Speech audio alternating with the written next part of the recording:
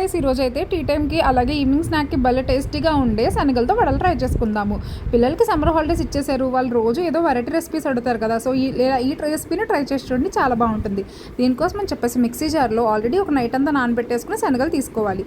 So శనగల్ని వేసుకున్న తర్వాత దాంట్లో ఒక స్పూన్ జీలకర్ర, అలాగే 4 లవంగాలు అండ్ చిన్న దాల్చిన చెక్క, పచ్చిమిర్చి, అల్లం వెల్లుల్లిపాయ వేసేసుకుని మొత్తం మిక్సీ పెట్టేసుకోవాలి కచ్చాపచ్చా కింద. తర్వాత దాంట్లో ఉల్లిపాయలు, తర్వాత కొత్తిమీర వేసేసుకుని చూపించిన విధంగా ఆయిల్లో అయితే డీప్ ఫ్రై చేసుకోవాలి.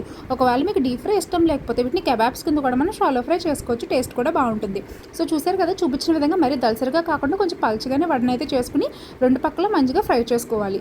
పిల్లలకి ఇంటికాడ ఉన్నప్పుడు స్నాక్స్ ఏదో ఒకటి కంపల్సరీ పెడతారు. సో బయట ఫుడ్ పెట్టుకోండి, ఇంట్లోనే మనమే కొంచెం సేపు టైం తీసుకుని చేసామనుకోండి, వాళ్ళకి హెల్త్కి బాగుంటుంది, అలాగే మనకు కూడా కొత్త రెసిపీస్ ట్రై చేసినట్టుగా ఉంటుంది. సో వీటిని ఆనియన్తో అలాగే పచ్చిమిర్చితో మంచింగ్ చేసుకుంటూ తింటే చాలా టేస్టీగా ఉంటాయండి. మీరు కూడా ట్రై చేస్తారని అనుకుంటున్నాను. హోప్ మీకు ఈ రెసిపీ నచ్చింది అనుకుంటున్నాను. సబ్స్క్రైబ్ చేసుకోండి. Bye bye.